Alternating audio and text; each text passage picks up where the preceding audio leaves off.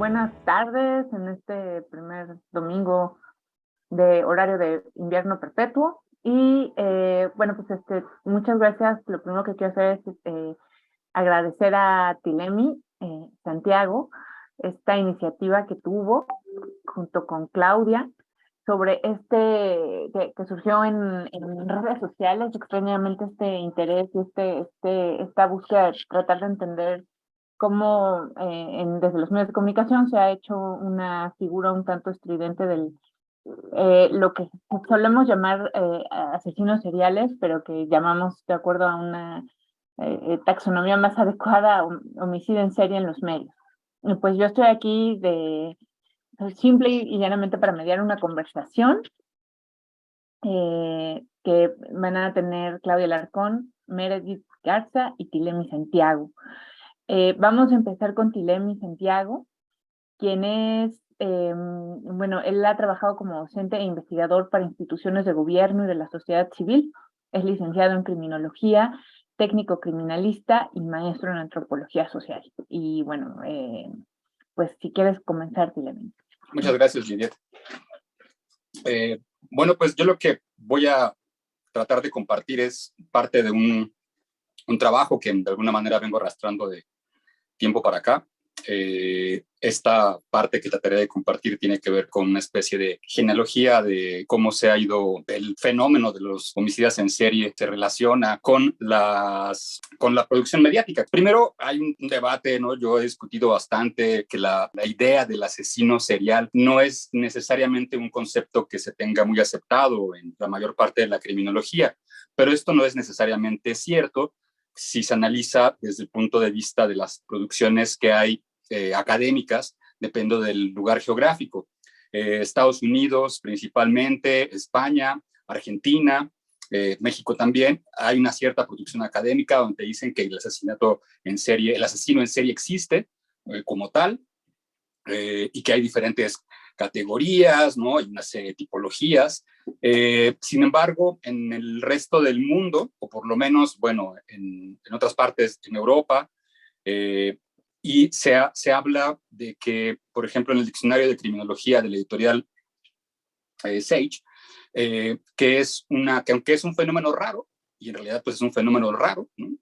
No es un tipo de criminalidad que sea demasiado frecuente, pues hay una fascinación en general, ¿no? Y que esta fascinación que genera y que los medios recogen, tanto para ficción como para, bueno, lo que hay ahora de estos tipos de documentales y el true crime, ¿no? Los crímenes verdaderos como todo un género muy alimentado por la cultura norteamericana, pues que es un fenómeno que es innegable. Yo en su momento, como decía, he sido como muy crítico o cuestionar de que, bueno, no es necesariamente hacer estas tipologías, en realidad, más que ayudar, generan más problemas. Sin embargo, creo que en este momento, poco tal vez en empezar o lo que yo esperaría, creo que sí se puede hablar un poco en el sentido de que hay una retroalimentación entre lo que ocurre en la realidad, los crímenes cometidos, las atrocidades cometidas por algunas personas y cómo esto alimenta a los medios.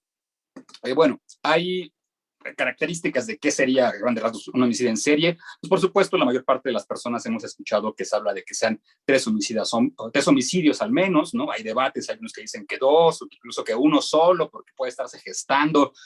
A mí la verdad, yo decía, soy un tanto escéptico, porque además a fin de cuentas sabemos que las definiciones podemos analizarlas desde cómo están pensadas, si son pensadas para una cuestión operativa, si son pensadas para una cuestión jurídica, y por supuesto el fenómeno del homicidio en serie, hasta donde tengo entendido, no soy jurista, pero no creo que exista en ningún tipo penal del mundo como tal. Hay homicidio, por supuesto, con sus agravantes y demás. Bueno, se habla de que lo característico, lo que inicia la idea, es que eran, a diferencia del homicidio común, entre comillas, no era difícil encontrar un vínculo entre el agresor y la víctima, y por eso, bueno, el FBI, ¿no? Y empieza a hacer, idear una metodología, y surge la idea del perfilado criminal, delictivo, y esto, que bueno, no acaba siendo igual muy, muy cuestionado, ¿no? Que como comenta un autor, Sebastian Scher, parece que se hace un mito, ¿no? Un mito del método. Y entonces el perfilado delictivo es esta idea donde es casi una bola de cristal, ¿no? Y creo que también pudiera verse como una correspondencia entre la figura del homicida en serie y la figura, o del asesino serial, y la figura del perfilador, como estas contrapartes, además figuras como muy masculinas. De hecho, hay una Robert Ressler, ¿no?, que trata de adjudicarse la manufactura del término serial killer. Hay una imagen donde él, en uno de sus libros, donde está posando, cruzado de brazos, como está con la camisa de fuerza, personaje de Hannibal Lecter, interpretado por Anthony Hopkins.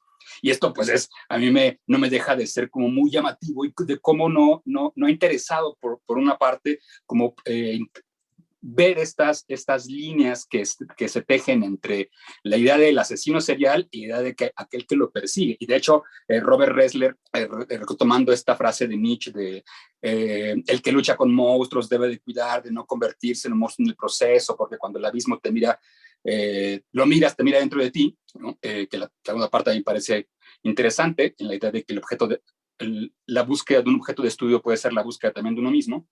Creo que esta es parte de esta idea fantasiosa de un poco policías y ladrones, ¿no? De cazar. Y de hecho, si uno revisa, por ejemplo, el libro de El que lucha con monstruos, de Robert Ressler, que además una cuestión que es poco comentada es que él no lo escribe él solo, lo escribe con un periodista. Entonces, la manera en la que se escribe es como para ser más vistosa, entiendo yo.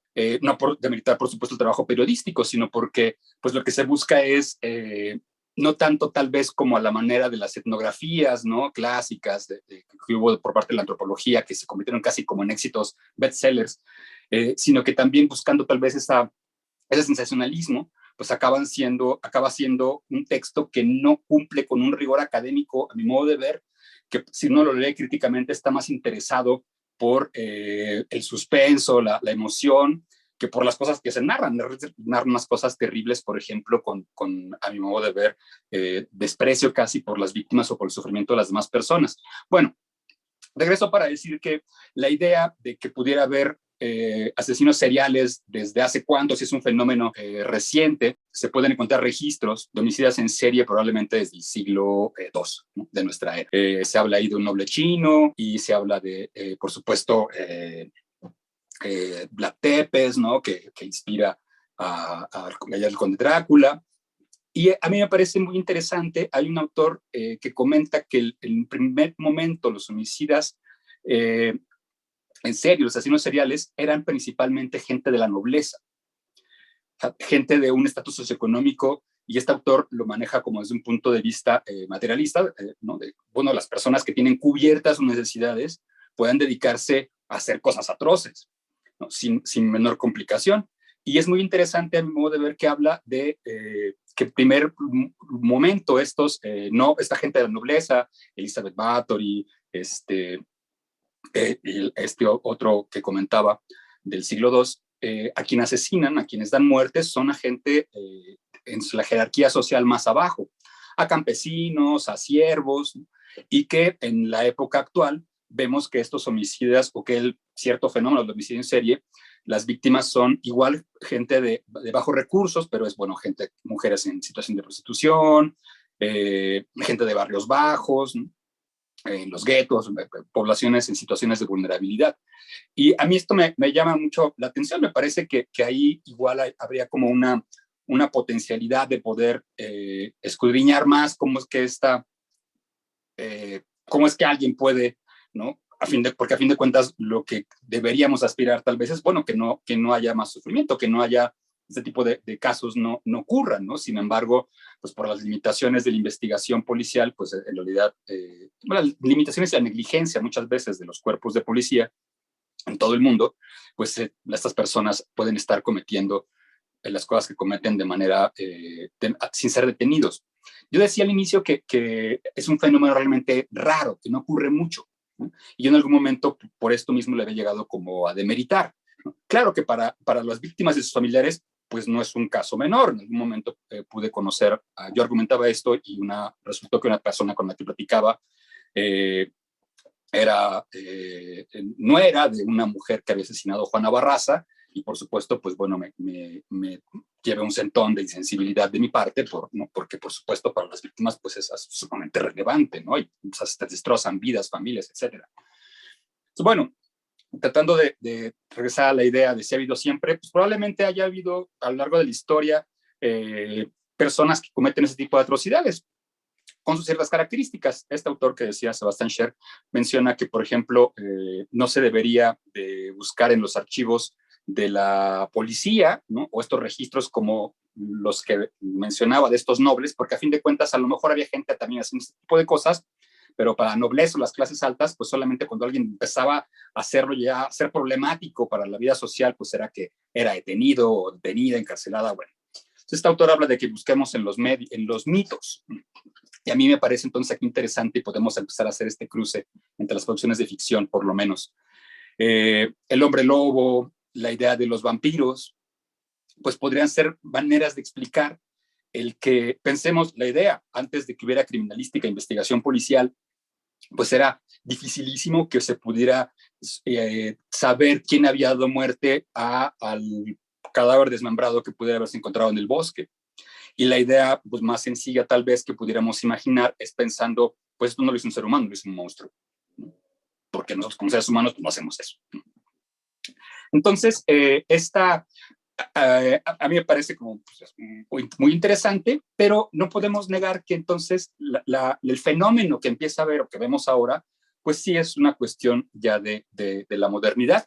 Decía que, bueno, Vlad Tepes, ¿no? Que inspira a Bram Stoker a escribir Drácula, yo creo que puede verse como un punto donde empieza a haber este cruce de, claro, por supuesto, desde que antes de la nota roja existían estos llamados romances de ciego, que en la Edad Media cantaban principalmente las personas invidentes, las noticias terribles que ha habido, ¿no? Pero esto era, bueno, como una especie de pre-nota roja, pero es ya la novela de Bram Stoker, pudiéramos pensar, como esta parte de esta dinámica donde cosas atroces cometidas por personas en la realidad alimentan la ficción.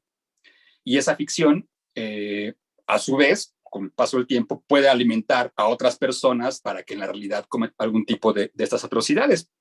Esto yo lo he tratado pues de describir, estirando un poco el concepto de bucles culturales de Ferrell, este criminólogo cultural, donde, bueno, él habla de que la ficción alimenta a veces la realidad alimenta la ficción y viceversa, y a veces es difícil distinguir qué hay entre realidad y ficción. Pero yo lo que quisiera dar un poco más un giro a ese concepto es que no solamente estos casos reales alimentan la ficción, por ejemplo, las novelas de Thomas Harris, la trilogía que da lugar al personaje de Aníbal Lecter, que la primera película que tenemos es El silencio de los inocentes, que sale la mítica unidad de ciencias del comportamiento del FBI y que a su vez vamos a encontrar desafortunadamente a un homicida aquí en la Ciudad de México que juega con esta idea de ser él como Aníbal Lecter y presuntamente comete, además de homicidios, también actos de canibalismo antropofágico. Y a su vez, este caso real hace que se haga una película de bajo presupuesto. Esta circularidad, yo creo que también ocurre con las personas que investigan. Y entonces, desde esa misma película del Silencio de los Inocentes, hay un personaje que, si no me equivoco, pretende ser John Douglas, uno de los perfiladores, ¿no? Que yo creo que ahí están las escenas donde él mismo sale ahí, el investigador del FBI, como asesorando, ¿no? Durante la producción de la película. Entonces, esta idea del mito, ¿no? Que también está con el perfilado delictivo, ¿no? De que hay una especie de método mitológico para investigar, creo que se puede ver como paralela a este bucle cultural donde decía homicidios reales alimentan ficciones que a su vez alimentan otra vez otros homicidios reales y se vuelve a dar. Pero de igual manera, los investigadores y las personas que investigan acaban siendo alimentadas por las ficciones que ven. Y entonces empieza a ser difícil esta distinción de, bueno, no tal vez no es difícil esta distinción, sino una circularidad que yo creo que no ayuda a la producción de conocimiento académico y sobre todo ayudar a que este tipo de casos pues no ocurran o que cuando ocurran sean detenidos con facilidad.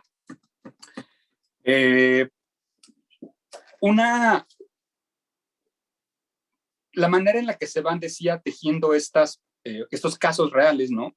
Sabemos durante los años 70, los 80 empieza a haber casos de homicidio en serie que se empiezan a conocer en Estados Unidos, se empieza a hablar de que hay una epidemia del homicidio en serie, y entonces tanto empieza a ver estos libros, ¿no? El de Robert Ressler, que lucha con monstruos, Helter Skelter, ¿no? Que trata de los homicidios de la familia Manson, que también es un texto escrito por alguien que era un investigador, ayudado por un reportero. Lo que quiero también señalar es que se ha mencionado que el interés que tuvo el FBI por atender estos casos, y por hablar de que había una amenaza, una epidemia de homicidio en serie, también te puede haber tenido que ver con una intención de conseguir más recursos.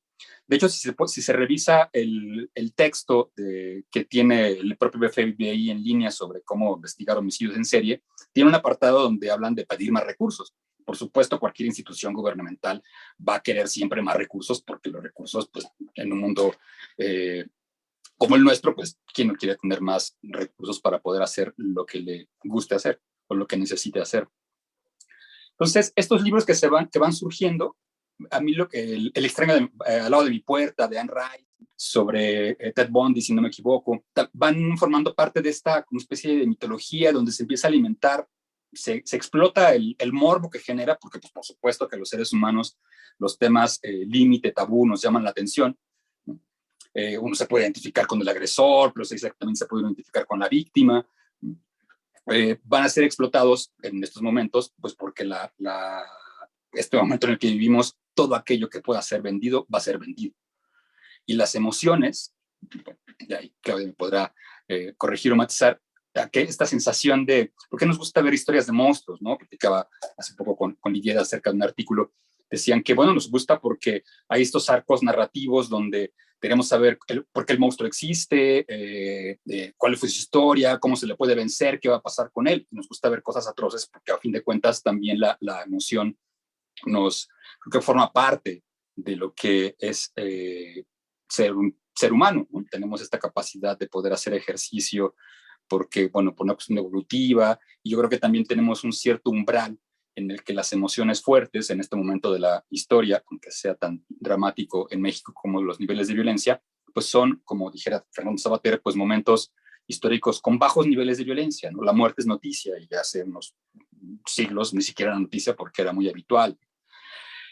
Bueno, para cerrar, porque me estoy extendiendo un poco más, quisiera decir que a mí me llama mucho la atención. Yo he dejado, por supuesto, yo también llegué a la criminología con esta cuestión, este interés, por supuesto, morboso, pero bueno, por mi propia trayectoria creo que terminé con un poco de desgaste por empatía. Pero me llama mucho la atención cómo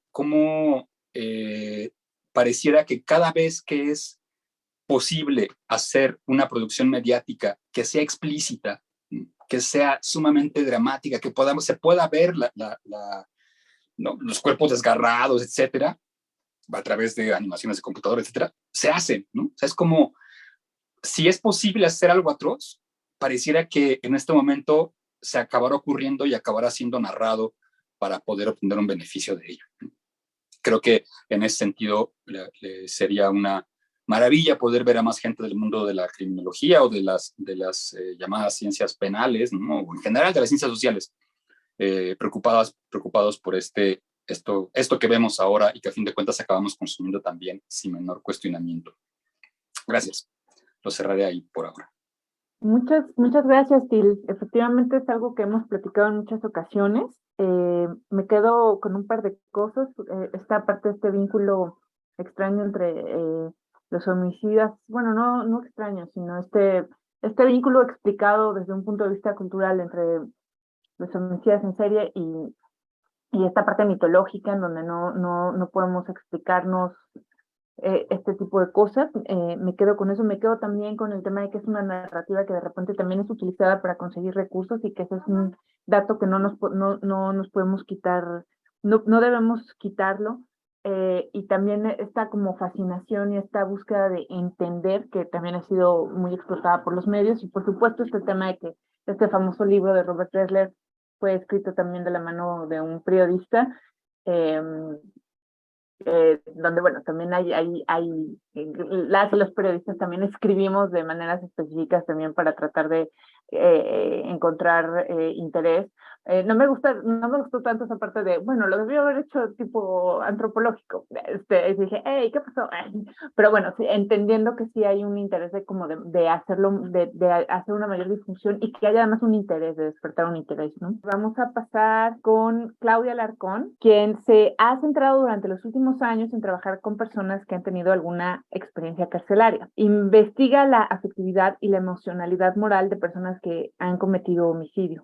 Uno de sus mayores intereses es la fenomenología carcelaria, desde la que ha desarrollado un modelo de justicia restaurativa intracarcelaria. Forma parte de la red de estudios sobre espacios carcelarios, REC, del Colegio de Michoacán y del Grupo Adolescencias, Juventudes, Violencias y Derechos AJUVIT, del Foro Latinoamericano de Antropología del Derecho. Y bueno, pues empezamos. Bien, muchas gracias, Elidiet. Y Tilemi, pues muchísimas gracias por invertirle y dedicarle tiempo a organizar esta sesión, porque como que siento que este tipo de temas son temas que están presentes en las personas que tenemos una relación cercana con todo lo que tiene que ver con el sistema penal, el sistema penitenciario, criminología, psicología forense, etcétera.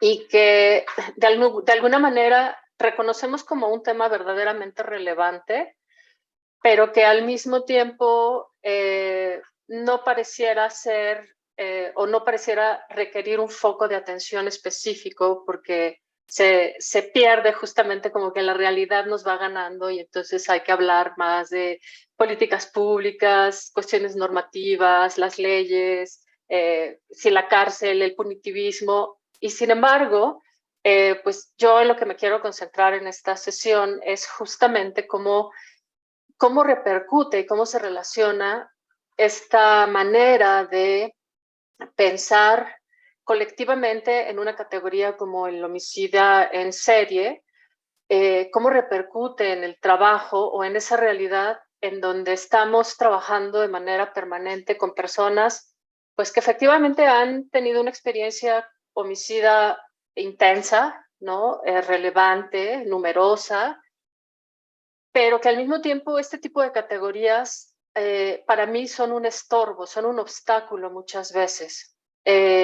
Uno de los propósitos personales, digamos, que mi agenda pública cuando en el trabajo carcelario que hago es como un poco compartir y trazar nuevas formas de pensar los fenómenos criminales en donde se involucra el homicidio, ¿no? Considerando el homicidio pues uno de los delitos o de los daños más severos por las repercusiones obvias que tiene, ¿no? Que no hay vuelta atrás, no hay manera de hacer una reparación al 100%.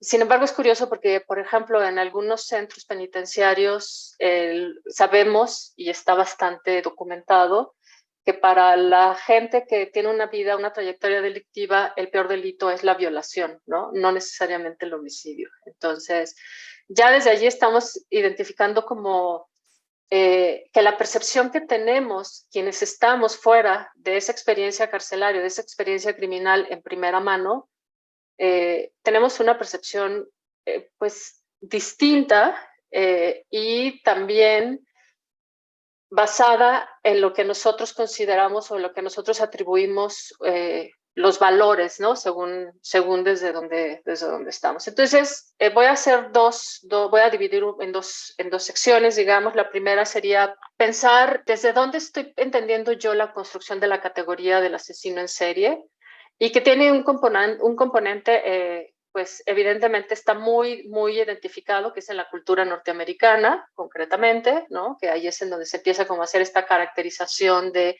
un tipo de persona que comete una serie de homicidios, ¿no? Y tiene características como, por ejemplo, que siempre no hay un conocimiento cercano de la víctima, generalmente son personas desconocidas, se presenta siempre como una condición misteriosa, las razones siempre son como borrosas, y algo que es muy interesante es que se divide la motivación del asesino, del homicida, con la explicación de las conductas. Y ese punto es súper importante para poder entender por qué se vuelve tan fascinante la figura, la imagen, la categoría como tal del asesino, del homicidio en serie, para un público que está totalmente alejado de ese contexto donde están sucediendo homicidios todo el tiempo, ¿no? Por lo tanto, pues entonces tenemos que son acciones incomprensibles desde un contexto, digamos, colectivo, general, desde un imaginario colectivo, son acciones incomprensibles. Y el hecho de que sean incomprensibles da lugar, abre una puerta para que la gente deposite todos sus miedos, todos sus temores, todas sus perversiones en ese vacío, ¿no? Y entonces eso funciona muy bien para los medios porque hay elementos humanos, ¿no? De maneras de interpretar el mundo, la vida, la experiencia cotidiana, que son comunes, pero pues también están estos que pueden traspasar muy fácilmente los límites de el espacio, ¿no? Y el derecho sobre el cuerpo del otro. De manera que entonces el homicida en serie pues es un homicida particularmente que tiene un contexto, ¿no? Y una cosa que es importante es que esta categoría es, si bien es cierto que históricamente podríamos rastrear muchísimos homicidas, como bien lo decía Tilemi, ¿no? Que esto no es una acción nueva, la categoría como tal sí es un componente de sociedad moderna, ¿no? O sea, es totalmente un componente de sociedad moderna en donde hay, por un lado, el culto a la celebridad, ¿no? Esta idea de que se asocia la celebridad con el éxito, el poder, la fama, etcétera, etcétera, la trascendencia, ¿no?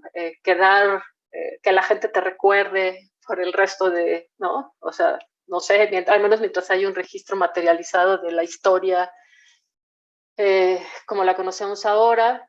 Y entonces esta figura de la celebridad curiosamente se antepone también a un fortalecimiento del anonimato. Entonces, por un lado, son contrarios, ¿no? Por un lado está la búsqueda de ser una celebridad, pero por otro lado, la experiencia del anonimato, que claramente lo vemos, por ejemplo, ahora en las redes sociales, desde donde se puede actuar de maneras muy crueles, ¿no? De manera muy perversa, sin tener que dar la cara.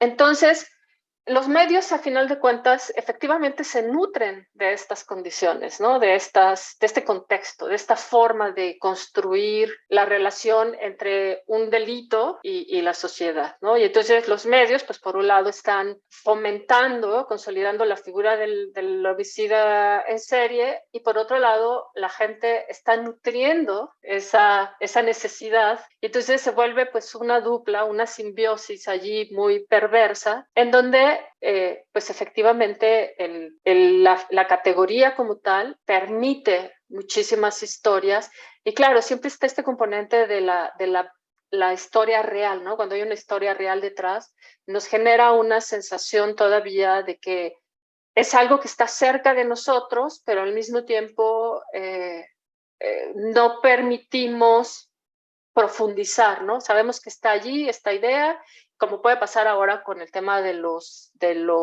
líderes, ¿no? Los capos de los cárteles y demás. Que no sería muy diferente, pero son categorías distintas, ¿no? Claramente. Y entonces pasaría yo a una segunda parte que sería justamente qué papel juega el homicida en serie en el canon de la psicología criminal o de la psicología forense o de la criminología como tal, ¿no? O sea, ¿cómo se posiciona esta figura dentro de un canon que históricamente ha estado buscando explicar conductas de manera que puede encontrar como un equilibrio entre lo que es responsabilidad de los sujetos y lo que es responsabilidad de las colectividades, de las sociedades? Ha habido épocas en las que ha estado muy cargado a la subjetividad, en donde encontramos condiciones altamente deterministas, como pueden ser biológica, sociológica, cultural, emocional, familiar, y todas estas que históricamente conocemos, ¿no? Momentos en los que se ha creído de manera muy, muy tajante que hay un componente altamente biológico en derivar este tipo de conductas o derivar este tipo de personajes o de personalidades. Y entonces el homicidio en series se vuelve el principal representante de la etiología del delito, ¿no? Del homicidio como tal. O sea, si nosotros logramos, comillas, si nosotros logramos entender por qué el homicida en serie actúa como actúa, pareciera que eso nos va a dar respuestas a otros fenómenos parecidos, ¿no? Que tienen que ver con el homicidio, y por lo tanto vamos a poder empezar a actuar con otro tipo de políticas, con otro tipo de tratamientos, de mediaciones, ¿no? De intervenciones y demás. Ahora, ¿qué pasa ya en el contexto de la realidad, ¿no? De nuestra realidad concretamente, la realidad en México, en donde tenemos una tasa de homicidios promedio de 29 homicidios por cada 100,000 habitantes, están asesinando a más de 100 personas diarias, de esas 100 personas, una tercera parte son jóvenes menores de 24 años, en diferentes condiciones. ¿Qué pasa? ¿Qué sucede con esa narrativa del homicida en serie en la realidad en la que vivimos? Pues lo que sucede es que fomenta una idea del populismo punitivo que se centra en un porcentaje mínimo, ¿no? De casos, de fenómenos, como puede ser el caso del homicida en serie, y se trata de extrapolar a una figura del homicida, digamos, en general, en donde podemos encontrar, o sea, haciendo un lado como toda esta cantidad de matices que hay en las conductas y en las relaciones entre un homicida y su víctima, ¿no? Una persona homicida y una persona que ha sido su víctima. Pensemos ahorita como un poco mientras te escuchaba, Tilemi, y un poco tratando de pensar cómo es que estas narrativas se están imponiendo a estas realidades como la nuestra. Pensemos lo que está sucediendo, por ejemplo, lo que sucede en países en donde se reconoce el terrorismo como parte de ya una dinámica criminal local, ¿no? Y es muy interesante ver, por ejemplo, algunos casos como Noruega, que tienen su multihomicida, ¿no? El caso de esta persona que llega y asesina a no sé cuántas personas en una isla, o el caso del terrorista, llamado terrorista, que llega y balea a gente en una mezquita. Y lo que es interesante es cómo los responsables del Estado como tal reconocen la importancia de mantener a esta figura en el anonimato, ¿no? Lejos de justamente buscar darle imagen, darle visibilidad, darle un nombre. La primera ministra de Nueva Zelanda hace una declaración muy interesante justamente diciendo, pues, simplemente no necesitamos decir su nombre, lo que es importante es atender el fenómeno, ¿no? Y en el caso nuestro, estas narrativas que vienen de manera muy consolidada de la cultura norteamericana y que, bueno, como digo, ¿no? Se han extendido a muchos otros lugares, nos permea de una forma en que cuando pensamos en cualquier persona que ha cometido un homicidio violento, hacemos una asociación casi automática a estas figuras mediáticas como es el homicida en serie. Y entonces la gente empieza a hacer interpretaciones del fenómeno desde esta escuela de los medios de cómo pensar y cómo entender el homicidio. Y allí tenemos casos como, por ejemplo, ¿no? Estas aseveraciones de todos los homicidas son psicópatas.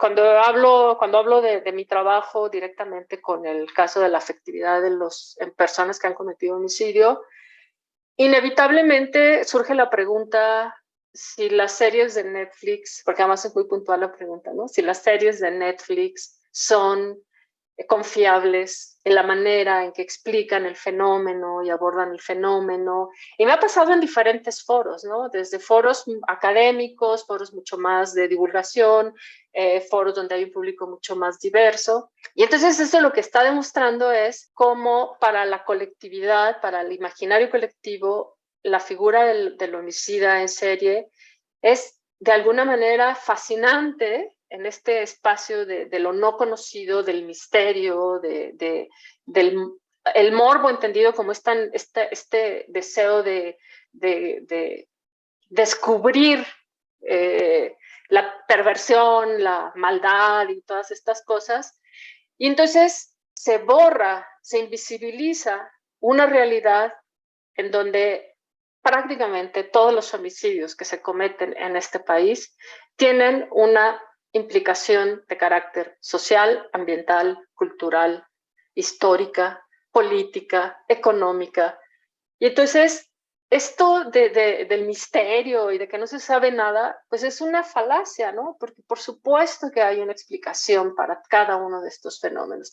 El problema es que nos costaría un dineral estar investigando con tanta profundidad cada uno de los homicidios y tratar de justamente reconocer esta forma, estas dinámicas en las que cada vez es mucho más fácil que haya gente que simplemente puede decidir cometer un homicidio bajo condiciones a veces hasta tontas, ¿no? Es una cosa absurda. Y además, comparado con la imagen del homicidio en serie, que es algo siempre muy glamuroso, ¿no? Que están los que son fanáticos de la Biblia y los que son fanáticos de los cantos, ¿no? De los cantos de no sé qué y los que son fanáticos de figuras mitológicas y como que siempre hay esta figura del asesino, ¿no? Erudito, que alguien que es muy listo y que alguien que es muy...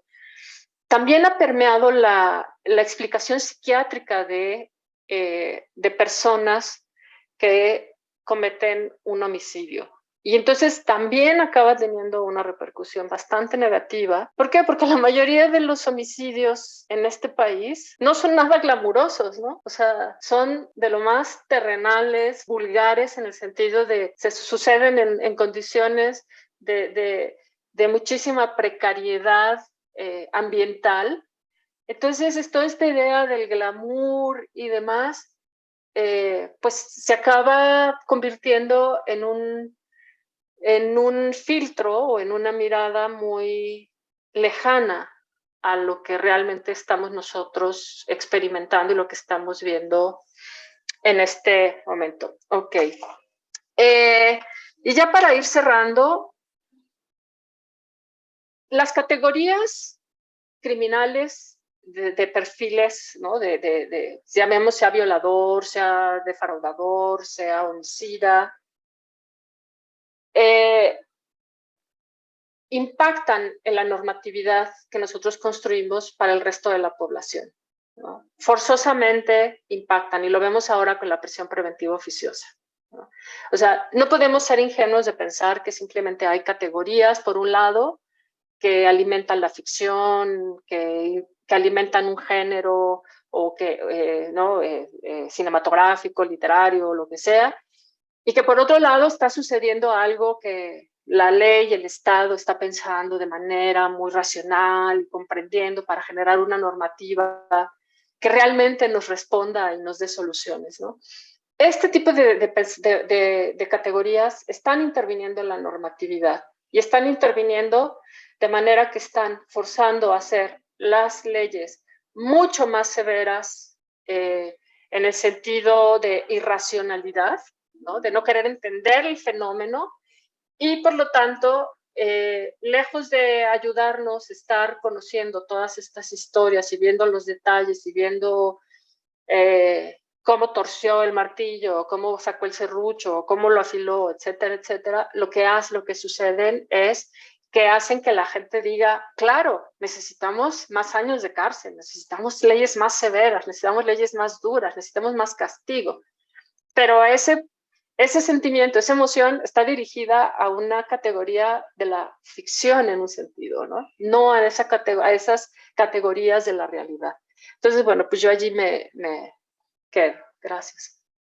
Muchas gracias, Claudia. A ver, bueno, yo me quedo con una cosa importante que es que digamos que desde el punto de vista de los medios, a mí me gustaría hablar más bien de los medios, más que como de compartimentarlo, ponemos toda nuestra atención en en un fenómeno que implica la inmensa minoría o una minoría de los casos y dejamos fuera la inmensa mayoría de los casos que tienen componentes o que tienen claros aspectos sociales que tienen que ver con muchas otras cosas que debemos atacar y que eso también impacta, es algo que también en algún momento había platicado con Tilemi con las políticas públicas, ¿no? Aquí recuerdo mucho, perdón, voy a poner un ejemplo, una anécdota que me platicaba un colega de Ciudad Juárez que estaban viendo un caso y que de repente el periodista llegó y le dijo al policía de a pie que estaba ahí, dice, esto es un asesino serial, ¿verdad?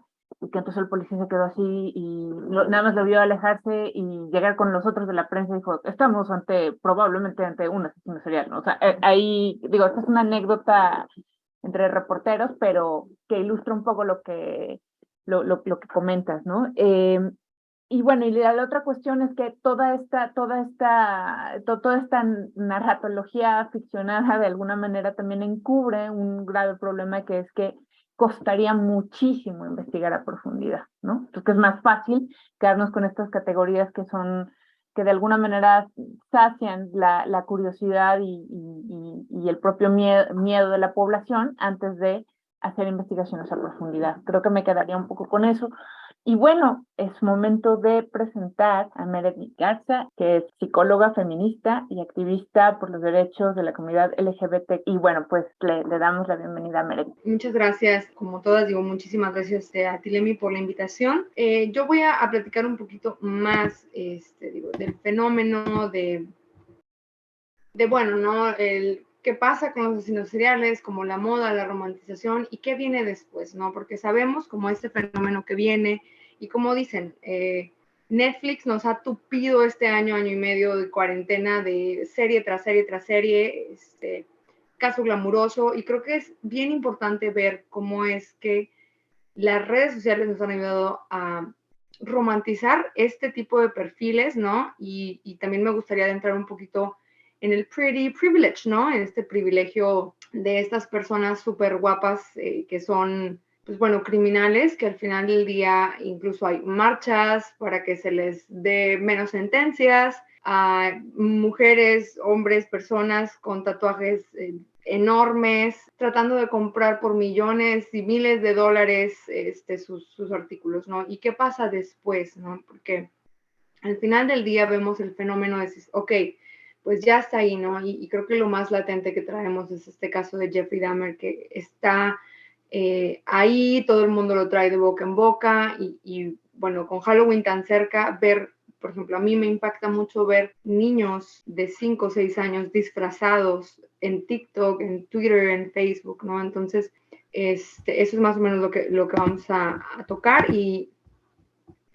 y bueno, creo que dentro de lo que Claudia nos comentaba, ¿no? De que todo el mundo, ¿no? Que nos empieza la curiosidad de qué trastorno tiene, y después me encanta ver esta dinámica del público de tratar de descifrar, ¿es un psicópata, es un sociópata? ¿Quién es? ¿Qué tipo de personaje es? ¿No? Y este término que hay que se llama como detectives de sillón, en el que nosotros acá siendo el espectador dices, vamos a ver la miniserie y desde el 1 ya estás como, de seguro fue por esto, y fue el papá y la relación familiar, ¿no? Y nos volvemos freudianos y luego nos volvemos conductistas y bueno, ¿no? Le tiramos a todo, y es bien impresionante cómo vemos esto como si fuera una historia irreal, aún sabiendo que hay víctimas de por medio, aún sabiendo que hay familias que están ahí, que están reviviendo, y la verdad no me imagino ser una madre, un padre de familia, un hijo, una hija, un hijo, etcétera, y ver el caso de cómo asesinaron a tu familiar en boca de todos, como si fuese un juego, ¿no? Entonces, siento también que estas series que están allá, que te dan este personaje glamuroso, en el que todos estamos como descifrando quién es y wow, qué interesante, deja a un lado las víctimas en todo momento. Entonces, comprendo esta parte, ¿no?, que mencionaba Claudia del que pedimos, ¿no?, como, maldito, esos castigos como punitivos y súper salidos, ¿no?, incluso de las leyes que tenemos,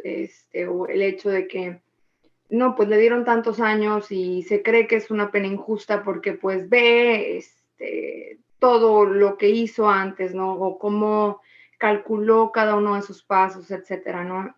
Sin embargo, creo que hay mucho detrás de solamente llegar a ser, ese es el caso, de seguro, no sé, es una súper mala persona y llegan estos comentarios punitivos, pero es muy curioso cómo es, sí, lo peor para cierto tipo de criminales, pero este tipo de criminales asesinos seriales como muy atractivos y muy englamurados y muy endiosados, para ellos no. Entonces es como como si la misma sociedad tuviera categorías dentro de quién merece qué, y quién merece de a cómo, ¿no? Entonces, pues bueno, no, volviendo a esta parte de qué trastornos tienen los asesinos en serie, regularmente toda la gente se enfoca más en son sociópatas, son psicópatas y bueno, en algunas de sus mayorías pues realmente tienen un trastorno de personalidad antisocial en los que se constituyen pues las conductas delictivas en las que es la alteración pues centrada en romper estas como normas dentro de la sociedad, etcétera.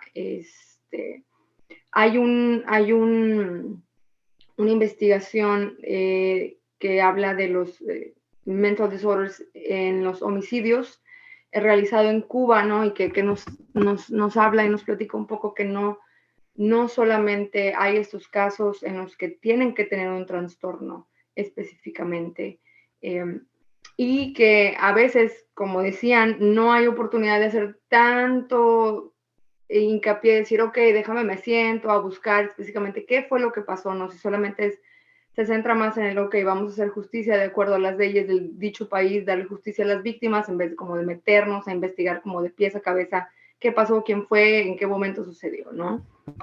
Y pues bueno, tomando también un poquito más de lo que comentábamos, que Estados Unidos tiene como la mayor cantidad de asesinos seriales en los 70s aproximadamente, y me dio mucha curiosidad que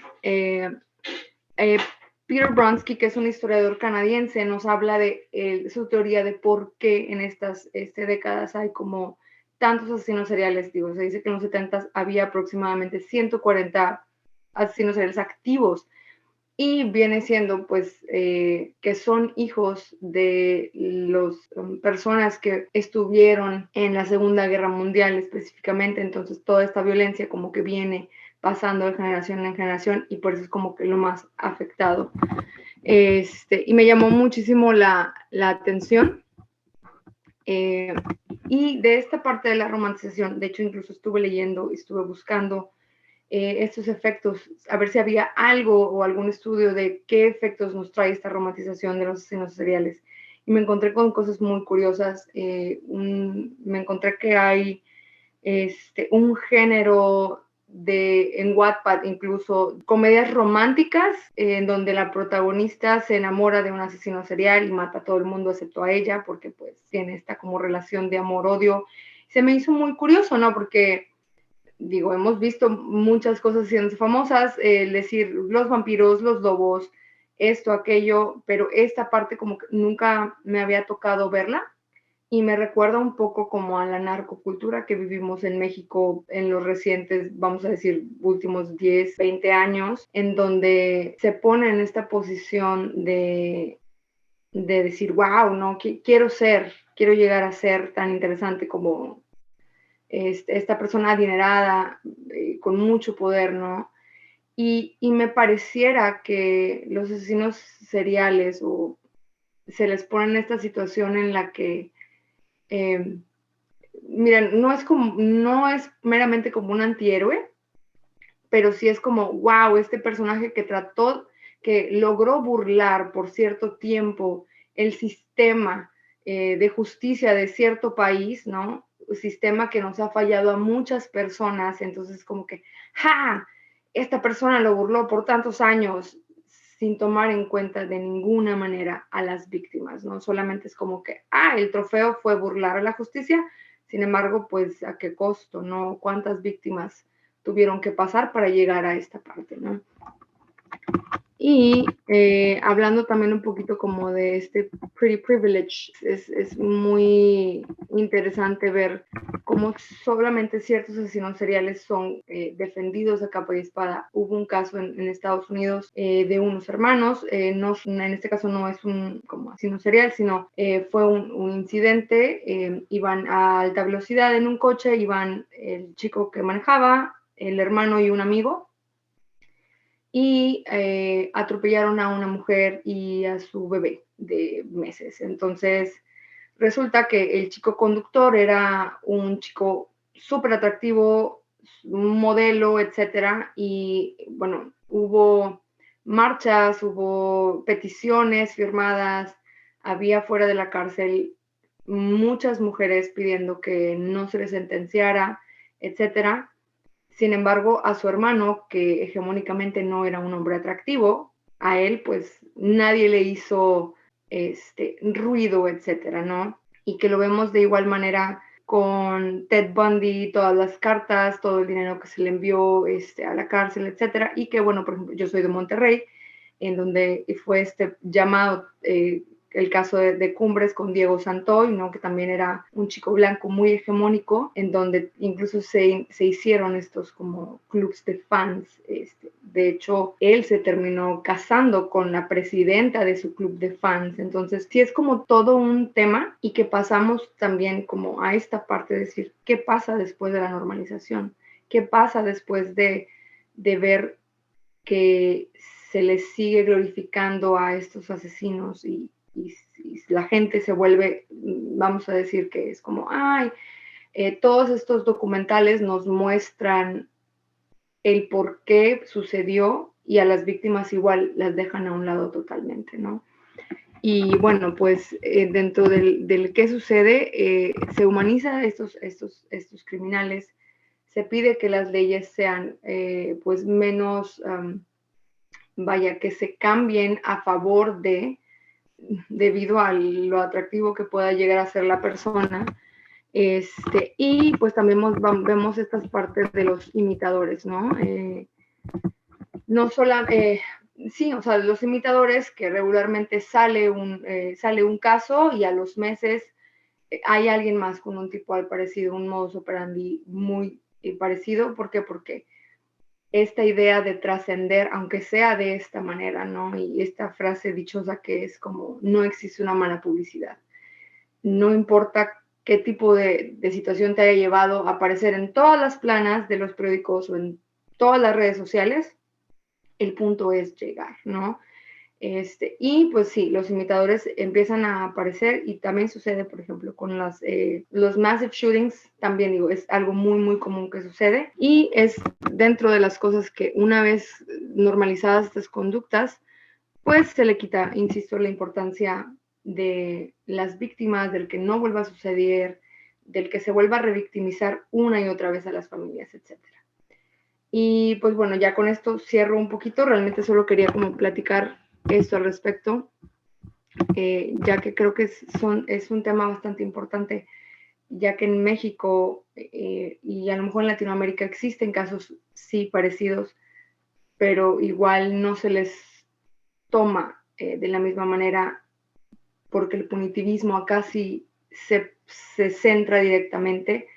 Sin embargo, cuando son estos como personas americanizadas, súper hegemónicas, pues es como no, el discurso de la sociedad no va hacia el mismo camino. Y pues bueno, una vez más, muchísimas gracias, Tilemi, por la invitación. Ahí cierro yo. Continuamos pues con la mesa. Pues muchas gracias, Meredith. Yo me quedo con esta cuestión de que sí, efectivamente hay ¿cómo se llama? Un capital sexual por parte de algunos agresores. Es algo que vemos en nuestra sociedad todos los días y que aquí no queda exento, y bueno, y que llama mucho la atención, ¿no? Y también los efectos, yo siempre me he cuestionado justo esa parte, como que los efectos, por cómo puede, esta idea de ser una persona que te pueda relacionar sexoafectivamente con una persona que, que quizás no te hace eso a ti, o que crees que no te hace eso a ti, o que no te hará eso a ti, pero que sabes que ha sido agresor de otras personas.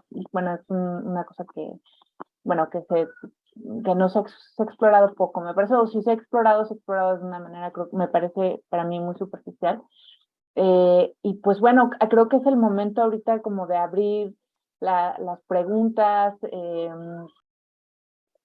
pero bueno, en lo que se animan, a mí sí me gustaría preguntarles a todos ustedes, hay algo que mencionaban un poco ahorita, como el caso estadounidense como algo aparte, ¿no? Yo recuerdo cuando era niña, decía, no, es que en Estados Unidos sí hay mucho enfermo, ¿no? Y ahora digo, pues, no, o sea, no, a mí cuando mencionaba Claudia, me parece, bueno, no, perdón, Meredith, que que hubo un auge de homicidios en serie en ciertas décadas en Estados Unidos.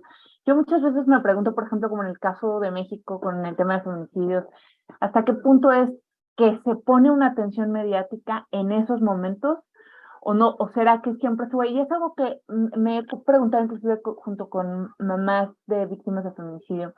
Una de ellas, Lorena Gutiérrez, una vez me dijo, pues sí, es que creo que en mis tiempos no era tan así. Y después se queda pensando y dice, pero quién sabe, a lo mejor no le estaba yo poniendo atención y sí estaba pasando, y más bien no conocíamos a las víctimas, ¿no? Entonces, a mí me gustaría una cosa que puso desde el inicio Tilemi, pensar, pienso cuando escuchaba a Tilemi hablando de toda esta, de cómo se les consideraba monstruos antes. Pienso mucho en el monstruo de seguro lo voy a decir mal, pero hicieron una película francesa muy buena sobre este monstruo que estaba en el centro de Francia, pues que también, que inexplicablemente hubo una serie de crímenes terribles, pero que además, bueno, obviamente como en todos estos casos empiezan a mezclar cosas. Quien se quería deshacer de alguien aprovechaba justo el auge entonces había distintos modus operandi, ¿no?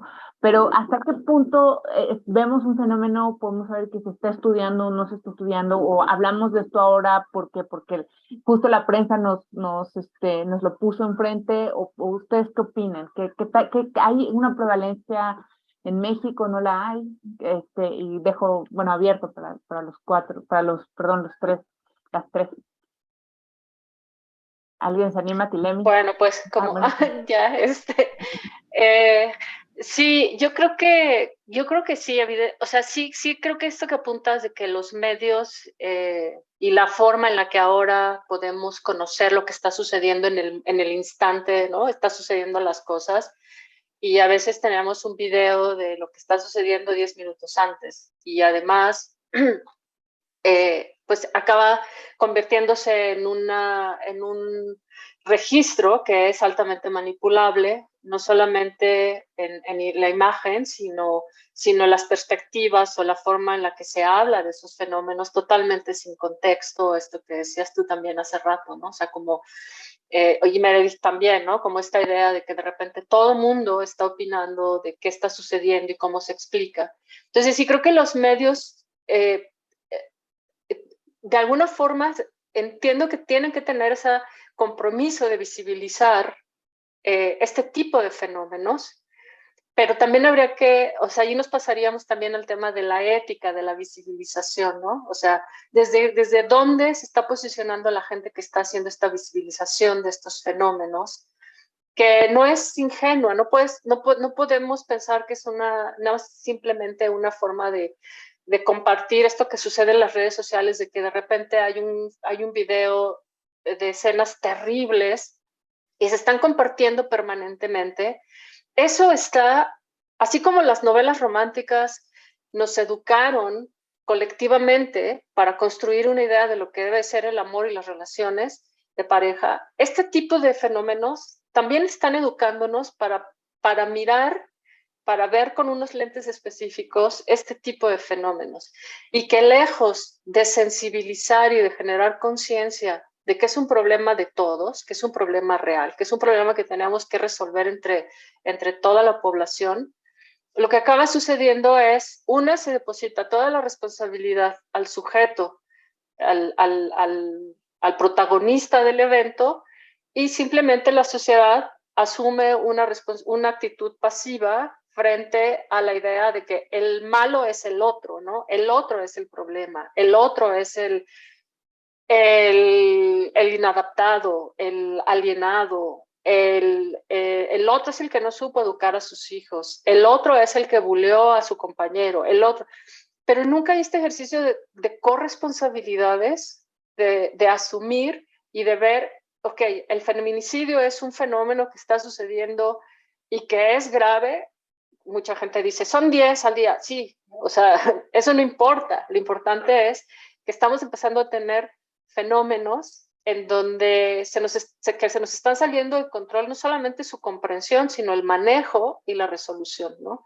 Entonces, bueno, pues poco eso nada más. Yo tal vez podría hacer una anotación en lo que se checan las preguntas que están en mi chat. Y bueno, quien quiera participar también directamente preguntando con video, con audio. Esta idea que acabas de decir, Claudia, tengo entendido que la han llamado para el cine pedagogía cinematográfica. Ya, bueno, para el cine más bien son las series, ¿no? Y los documentales. No soy capaz tal vez ahorita de articular completamente de qué manera me resulta tan relevante, pero sí me parece bastante, además, sobre todo con la idea que decías de cómo la política pública acaba siendo también cautiva de secuestrada de esta manipulación emocional y del sensacionalismo que emana de estas producciones, ¿no? Me parece como muy, muy, muy interesante cómo, porque yo lo he visto, por ejemplo, dando clases a personal del sistema de justicia penal, y unas peritos me decían una vez, unos peritos en psicología, me decían, es que salió en un capítulo de La Ley y el Orden, Unidad de Víctimas Especiales, la semana pasada, tal comentario sobre la alienación parental, por ejemplo, y ya de repente la siguiente semana vemos a algunas compañeras tratando de traer esto a sus dictámenes, ¿no? Simplemente porque se ha traído o se ha visto, ¿no? Y pues por supuesto me resulta tanto escandaloso tal vez, pues pensar cómo esto también, como parte de esta pedagogía audiovisual, pues acaba repercutiendo en la creación de políticas públicas, ¿no? Tú que comentabas, Claudia, bueno, es que es demasiado costoso investigar los casos, pensaba también, bueno, es que también no solamente es costoso investigar caso por caso, sino los costos políticos de llevar a cabo estrategias que utilicen el conocimiento científico alcanzado por las ciencias sociales, ¿no? Por trabajos como el tuyo, por ejemplo, y de cómo se pudieran traducir a políticas públicas, pues acaban teniendo un costo político, porque toda esta pedagogía mediática pues va en sentido contrario. Y no hay, o sea, ¿quién se va a aventar a decir, no, eso que ustedes están viendo, pues no va por ahí, lo que tenemos que hacer es esto, ¿no? En lugar de subir las penas, habrá que bajar las penas, ¿no?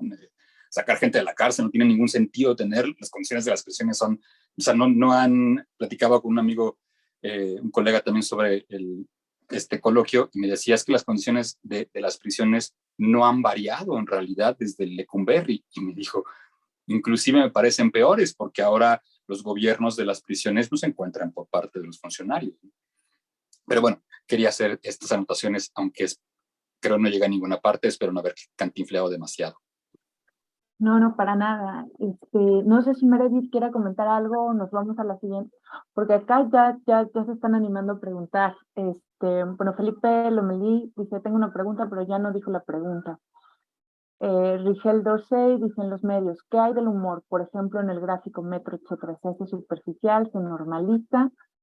Y Laura Nava preguntar sobre las opciones y alternativas desde el punto de vista de la criminología, académico y demás, para evitar esta mala propagación. En este sentido, que si la misma Suprema Corte de Justicia generó una serie para, entre comillas, sensibilizar.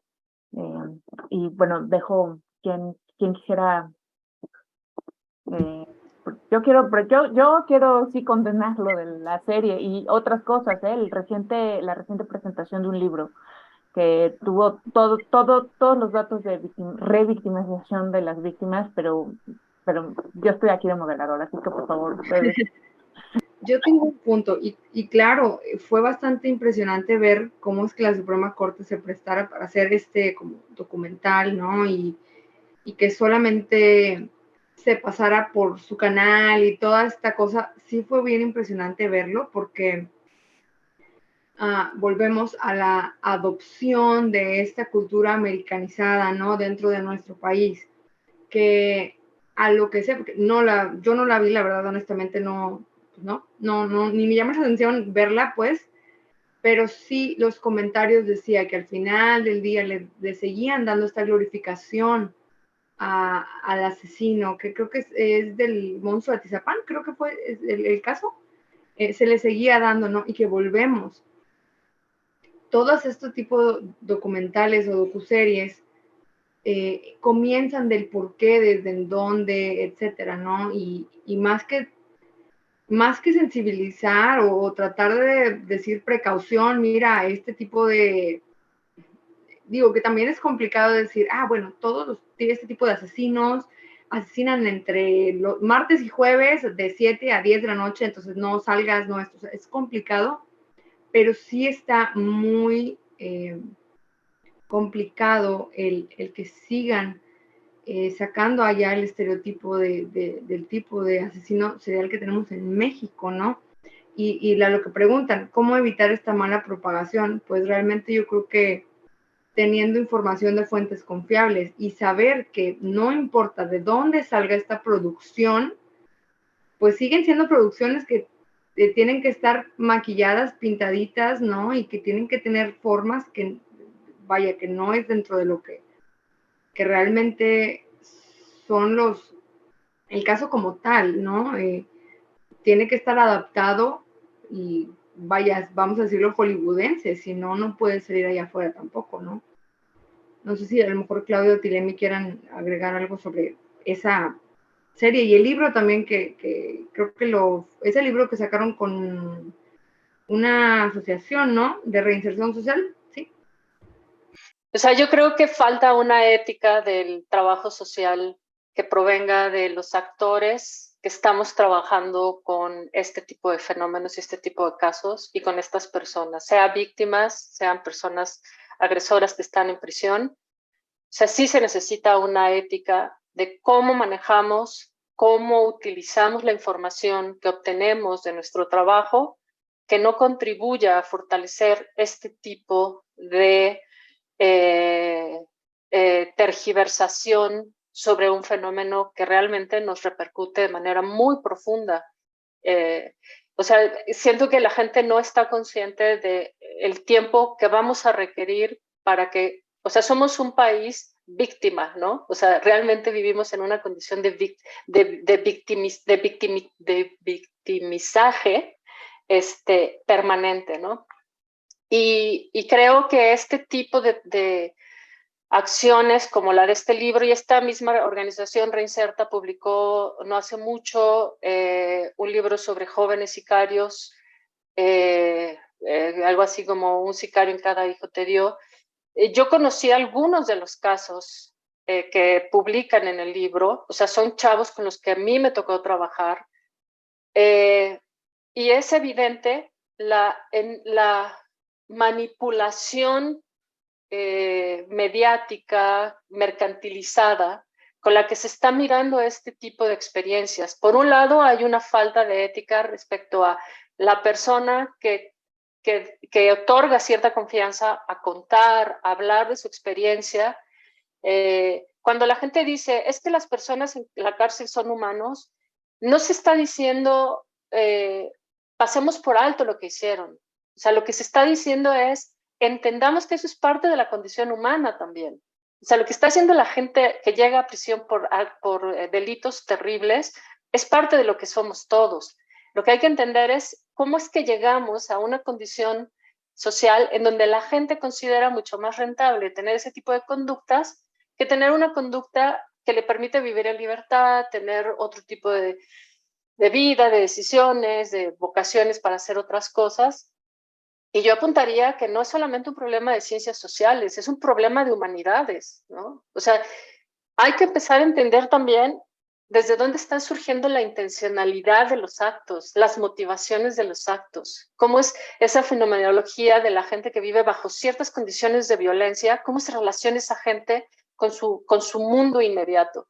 Y mientras no tengamos presente ese carácter, digamos, ético de nuestro trabajo, van a seguir surgiendo cantidad de libros, cantidad de series, cantidad de películas que están mercantilizando con una realidad que realmente pues no tenemos. En este momento siento que difícilmente podríamos tener una solución inmediata, ¿no? Tendríamos que estar pensando ya a largo plazo. Si no detenemos este fenómeno de mercantilizar las historias de violencia, vamos a llegar a un momento en que ese ejercicio de la normalización de la que tanto se habla sí va a ser algo realmente normal y lo vamos a estar haciendo incluso cualquiera de nosotros los que estamos aquí, ¿no? Entonces, bueno, ya sería todo. Muchas gracias, Claudia. Javier, alzó la mano. Hola, mucho gusto. Me llamo Javier. Sí, justamente ahorita que mencionaba este último punto la compañera Claudia Alarcón, me quedé pensando en toda esta situación que mencionaban acerca de que pues los elementos para que salgan a la vista este tipo de personas, ¿no? De asesinos seriales, gente pues bueno con estas características, pues bueno, tienen un motivo, siempre tienen una razón, las razones están ahí, son completamente evidentes, ¿no? Pero también no puedo dejar de pensar, y otra vez en esta última intervención de la compañera Claudia, acerca de este modelo económico en el que estamos viviendo, ¿no? En el que estamos, pues bueno, tenidos todos y cada uno de nosotros, que es pues el capitalismo, ¿no? Hay una avidez, hay una necesidad, incluso yo podría llamarle, de muchas de las personas por seguir consumiendo este tipo de contenidos, ¿no? Que lo que hacen es precisamente solamente, digamos, satisfacer, ¿no? Como precisamente esta necesidad, ¿no? Cuando ven todo este tipo de producciones y no hay realmente ningún tipo de responsabilidad, nadie toma una responsabilidad, ni las productoras, ni los consumidores, ni la misma, y esto es evidentemente propio de este sistema, ¿no? O sea, en donde yo te doy, digamos, o bueno, como sistema económico, yo te doy el producto y pues, tú haces lo que creas más conveniente con él, pero siempre y cuando tú sigas consumiendo, tú sigas teniendo estas necesidades, ¿no? O sea, ya vi el de Jeffrey Dahmer, ahora me paso al de Wayne Gacy, ahora me paso al de Ted Bundy, ahora me paso al video de YouTube de Elizabeth Bathory, de Vlad Tepes, ¿no? De muchos ejemplos, ¿no? Entonces entras como en un vórtice, ¿no? De nunca acabar, pero a fin de cuentas es como este mismo, digamos, como ejemplo se puede replicar en muchas cosas, ¿no? En muchos como de los fenómenos en los que vivimos actualmente, ¿no? Y lejos de reivindicar, por ejemplo, ¿no? La ética, la empatía, no sé cómo llamarlo, la humanidad, pues más bien se mitifica, ¿no? Se mitifica precisamente como todas este tipo de conductas, se glamoriza precisamente, ¿no? Y es una cosa muy, muy fea porque precisamente lo que ocasiona, a mi punto de vista personal, es una completa, como decían bien, ¿no? Anteriormente, descontextualización de todo y se romantiza y se normaliza, ¿no? En donde precisamente lo que vemos como resultado son niños disfrazados de Jeffrey Dahmer pidiendo calaverita o bueno, pidiendo Halloween o trick or treat, como sea en Estados Unidos, ¿no? ¿no? Y videos también de TikTok, en donde, por ejemplo, hay pequeños, ¿cómo se dice?, fragmentos de la serie en donde sale el actor de Jeffrey Dahmer, topless, ¿no? O sea, bueno, que en una escena donde se está ejercitando, y digamos, el que postea ese video, pues enfatiza precisamente características físicas del actor y del personaje, lo mitifica y se queda con eso, ¿no? No hay, perdón, no hay como este filtro precisamente en donde se pueda decir, okay, a ver, lo que me está tratando de decir esta producción o lo que sea, o lo que yo voy a rescatar de esto, es que pues eso, pues vaya, no está bien, ¿no? No hay una disertación, vaya, no hay ni siquiera una invitación, no hay un atisbo, pues, ¿no?, de reflexión en todo esto. Es más bien, ahí está, tú sigue consumiendo, el próximo año saco alguna otra serie de algún otro Ed Kemper, ¿no? O saco otra serie, a fin de cuentas me sigues consumiendo, ¿no? Ya replico en Amazon Prime, replico en YouTube, replico en ¿cómo se llama?, en cualquier otra plataforma de streaming, y la maquinaria sigue. Eso sería todo. Espero que lo haya articulado bien, pero gracias. Muchas gracias, Javier. Pues sí, efectivamente hay todo un tema, hay una serie dirían desde los medios, una intertextualidad, ¿no? Donde de repente es el personaje más el actor, y si el actor además hace esto, o sea, que genera ahí, si partimos de esto que menciona Javier de los loops culturales, creo que hay mucha tela de dónde cortar y mucha responsabilidad que asumir todas las instituciones y todos los actores, creo yo, ¿no? Porque de repente parecía que ocurre en los medios y creo aquí como representante de los medios no están así, o sea, o sea, los medios mediamos, pues, ¿no? O los medios median, pues yo no soy un medio, pues, pero me refiero como trabajadora en los medios de comunicación. No sé yo si... quisiera Sí, Tilemi. hacer estuve revisando un poco cuáles son bueno, me rendí a tener que ver la serie de Dahmer, no la acabo de ver. Me sentí obligado por el coloquio, pero revisé un poco cuáles eran los casos que estaban en Netflix principalmente. Me llamó mucho la atención que, si no todos, la gran mayoría son homicidas en serie que mataban hombres.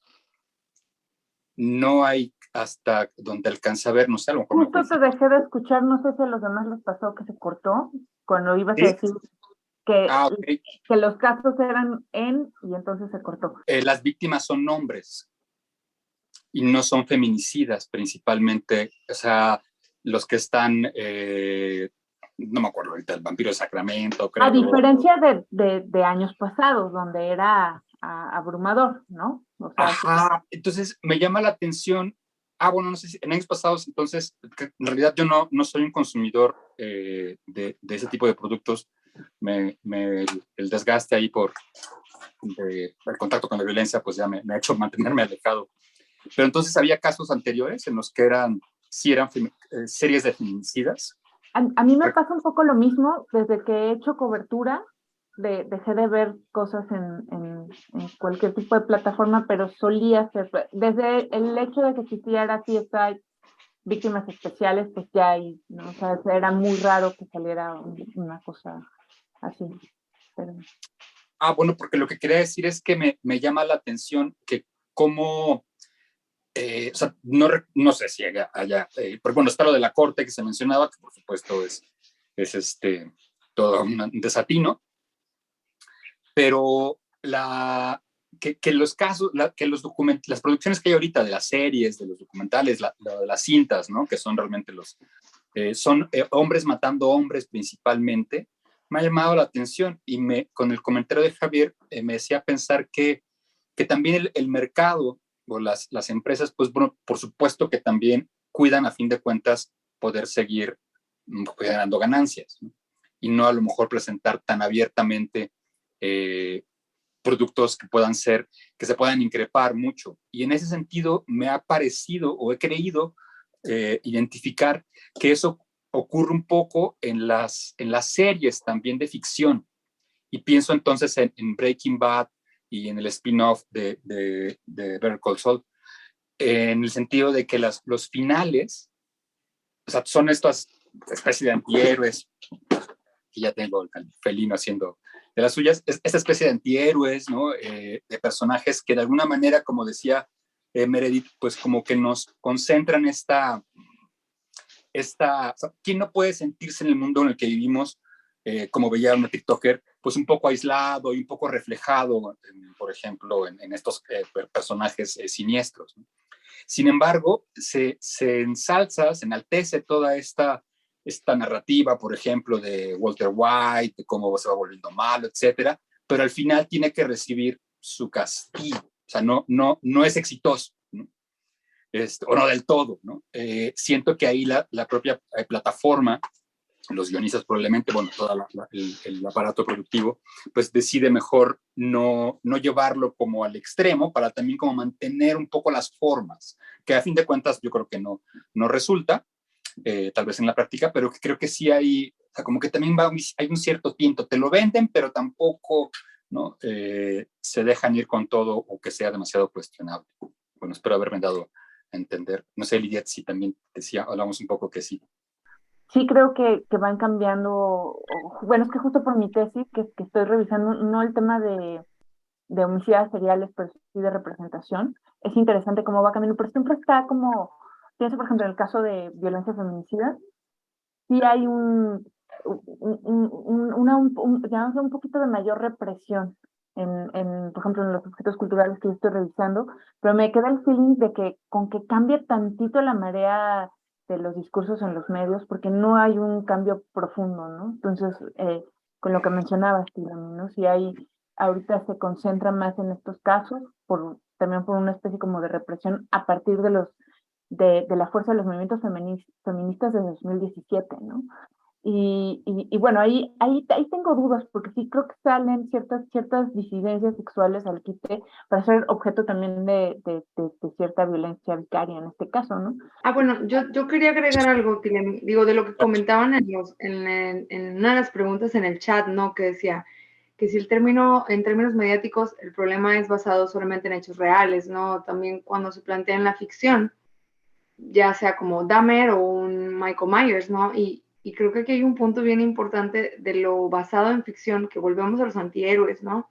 El Joker, ¿no? Es todo un tema, aunque bueno, históricamente hace relativamente poco me puse como a investigar, justo saliendo de la última película de Batman, donde sale Robert Pattinson, la película me dejó bastante estresada, bastante, y al menos ha habido 16 casos de asesinatos múltiples o masivos de personas incluso impersonadas del Joker, ¿no? Entonces, yo no creo que sea solamente lo basado en hechos reales, ¿no? Volvemos a esta parte, el sistema te falla, te enojas con el sistema, te conviertes en este súper villano tratando de vengar a todas estas personas a quienes les ha faltado el sistema y se convierte como en vamos a decir, pues antihéroe o héroe para las personas que están sobajadas o estas minorías, etcétera. Entonces, yo no creo, no sé ustedes, que sea solamente lo basado en hechos reales, sino también la ficción podría darnos fenómenos bastante interesantes en el comportamiento de la sociedad en sí, ¿no? Y ver cómo es que ciertos personajes desembocan o desatan, pues que lo saquen de la pantalla y lo traigan al mundo real. Están muy interesantes esos casos. Por ahí se los paso un ratito en el chat. Hay 16 casos al menos. El último creo que fue un chico en el tren de Tokio, incendió todo y él estaba así como con su traje del Joker fumando tranquilamente, esperando como a la policía, ¿no? Porque realmente él en personaje, ¿no? Entonces sí es bastante curioso cómo es que no solamente la glorificación de los crímenes reales afectan a la sociedad en sí. Yo quisiera apuntar a esto como alguien que tiene pues una formación más académica en temas literarios. creo que este fenómeno de hacerlo, o sea, de pensar este tipo de problemáticas desde lo que sucede con cómo se construyen los relatos o las estructuras narrativas, nos permite justamente tampoco llegar a un nivel de satanizar, ¿no? Ciertos géneros. O sea, por supuesto que el horror, el terror, el gore, o sea, vaya, no, a mí me parece un error que haya una prohibición de ciertos productos, como pueden ser los narcocorridos o este tipo de cosas, bajo el argumento, digo, no es que a mí me gusten particularmente, pero lo que me parece problemático es que se prohíban bajo el argumento que de allí es de donde se está gestando, se está originando conductas o acciones que experimentamos en carne y hueso en la vida real, ¿no? O sea, narrativamente creo que la estructura es entender cómo funcionan estas construcciones narrativas.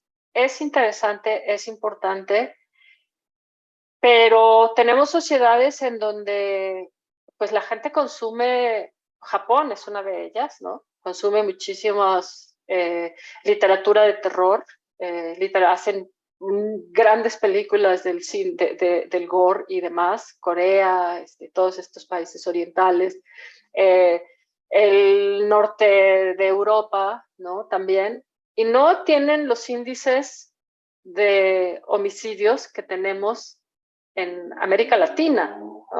Entonces, me parece que o sea, desde esta idea generalizada y esta discusión generalizada de la sociedad diciendo, claro, es que el problema es que los niños están consumiendo estas historias, es una forma de negar que el problema no está en el relato, no está en la construcción narrativa, no está en nuestra imaginación para pensar escenas terriblemente crueles, está en vivir en una sociedad que todas nuestras perversiones pueden llevarse a cabo bajo la lógica de esto que bien decía Javier, un sistema económico que además, en el caso de nosotros, también mediatiza la impunidad. Entonces, no solamente estamos mediatizando el horror del homicidio, de esta idea del homicidio en serie, sino también estamos mediatizando una manera de relacionarnos desde la impunidad con estos fenómenos.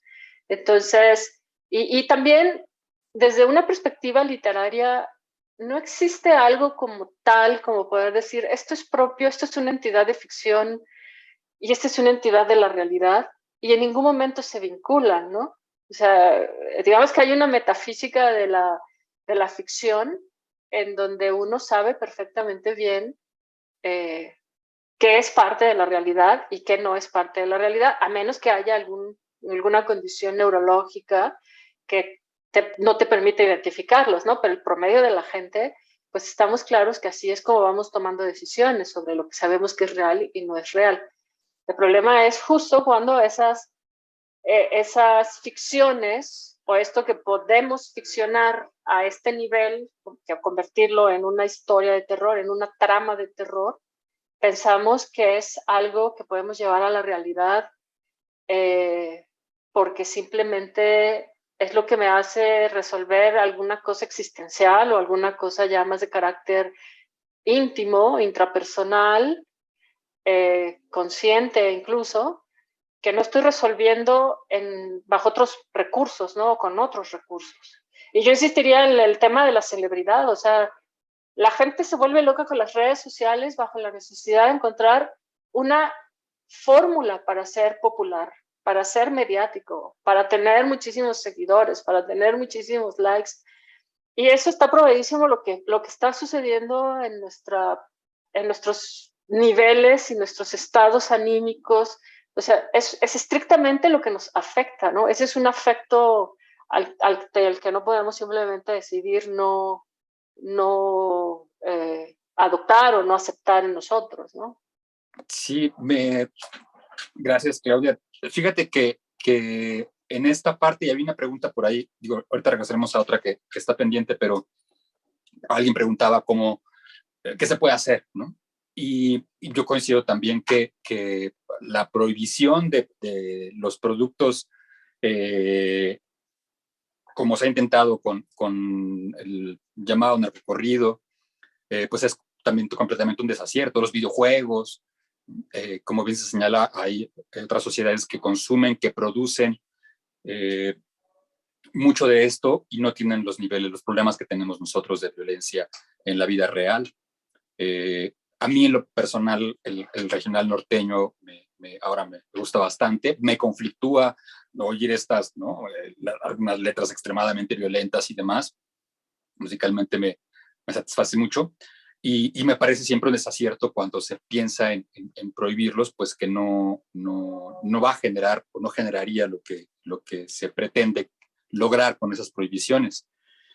Yo no sé hasta qué punto tal vez en los aspectos reales, y ahí entonces sí voy a retomar ya esta pregunta que hacía Richel Dorsey sobre cómo la cuestión del humor, ¿no? Entiendo, mencionaba estos, yo les querido decir a veces estos brazo sangriento o este brazo amarillista del Reforma es el Metro y del Universal es el Gráfico.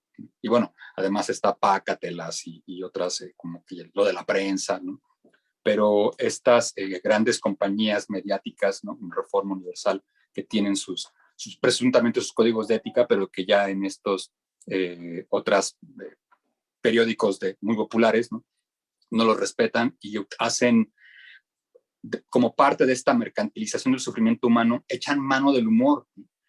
Por supuesto, yo ahí sí tengo un conflicto en que yo creo que ahí sí debería haber una regulación, porque ahí son casos, es la realidad, ¿no? O sea, es gente que tiene un accidente, es asesinada, son cuestiones delictivas y que se presentan de manera chusca, ¿no? Que buscan este juego entre no sé, un accidente, choca a alguien contra un volardo, ¿no? Y el titular murió por un palito. Este tipo de cosas. Y que pues a mí, por supuesto, que son sumamente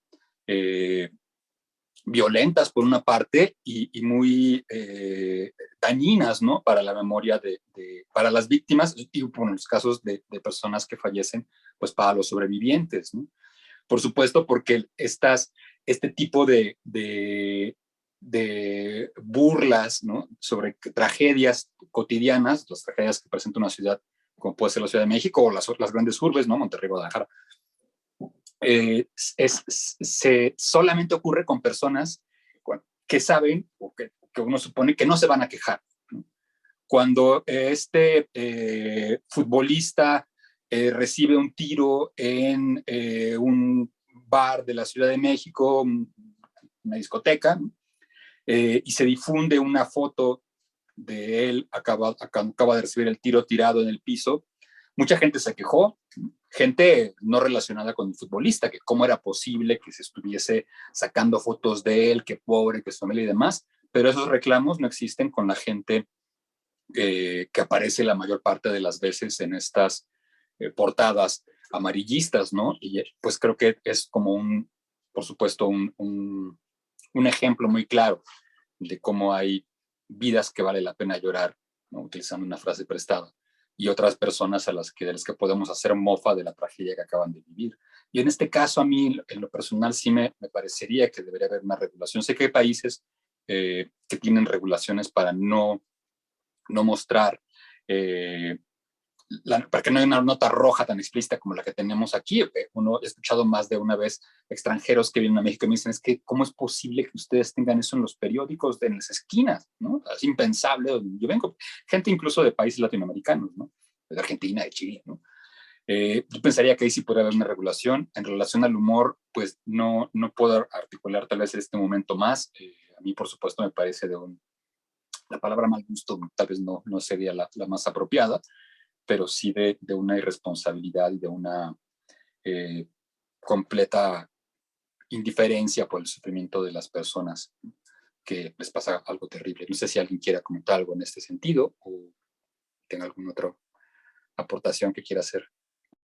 Yo nada más quisiera agregar, digo, y creo que dentro de todo esto que hablamos, ¿no? De lo que Claudia comentaba, de las diferentes realidades, de obviamente cada país tiene índices de crímenes muy distintos, ¿no? Porque cada país tiene como necesidades muy diferentes, ¿no? Y creo que algo que es un punto que, bueno, tengo que tocar forzosamente, creo que, bueno, no, también la salud mental, ¿no? Dentro de México, pues no es como un foco ni una prioridad en ningún lado, ¿no? Y creo que también podemos ver tanto como la reinserción social de las personas que están dentro de la cárcel, que puede ser que estén ahí por algo que hicieron o por algo que no hicieron o por todas estas situaciones que sabemos que suceden en el país.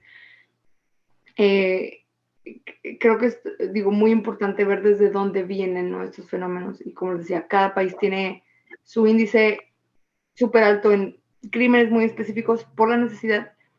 Y aparte, como decía Claudia, ¿no? Creo que hasta que la salud mental no sea una prioridad en México, obviamente ni los feminicidios, ni las personas que están en todos los carteles, y digo, son muchas cositas, ¿no? Que es como una estructura que se va subiendo un peldaño y el peldaño de abajo tiene que tener una base bien cimentada, si no, no podemos subir o seguir, ¿no? Eso desde el amor romántico, las patriarcalidades de cómo vemos qué vida vale más que la otra, etcétera. Entonces, creo que este tema es como ver una puntita, ¿no? De toda la problemática que hay dentro de nuestro país, o en el país vecino, pues Estados Unidos, ¿no? Para poder entender el fenómeno de pies a cabeza, ¿no? Entonces, sí creo que es importante, ¿no? Tomar este punto de la salud mental, es como primordial, necesaria, sabemos que no es prioridad, sin embargo, debería ser, ¿no? Muchas gracias, Mireya. Que yo allí apuntaría justamente a esto que decía Javier, ¿no? O sea, la salud mental está vinculada con un sistema de interacciones sociales. Un sistema de interacciones sociales que tiene que ver con condiciones de desigualdad, de pensar que hay grupos que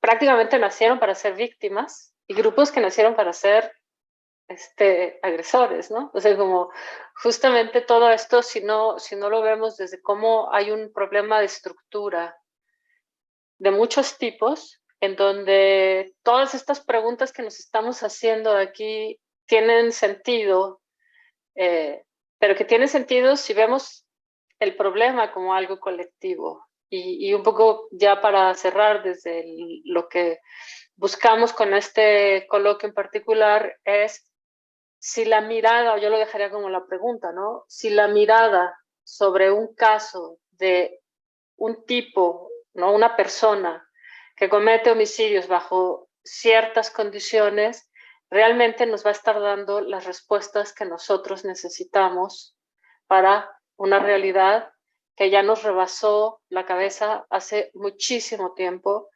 Y entonces, en lugar de estar pensando cómo rompemos con esa desigualdad, cómo rompemos con esos fenómenos que nos están afectando colectivamente, hay una salud mental colectiva que también está totalmente averiada, ¿no?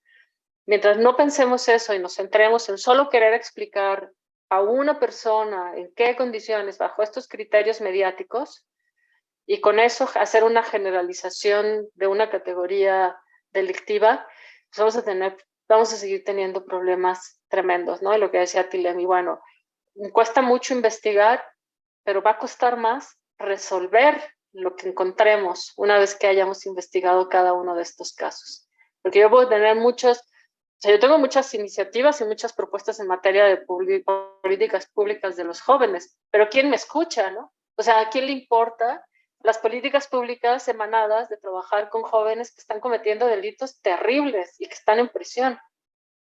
Porque simplemente eso implica un cambio, no solamente un presupuesto, es un cambio social, es un cambio de formas de interactuar, de la cotidianidad, de las formas de vida de muchas personas que tampoco están dispuestas a renunciar a esas formas de vivir, ¿no?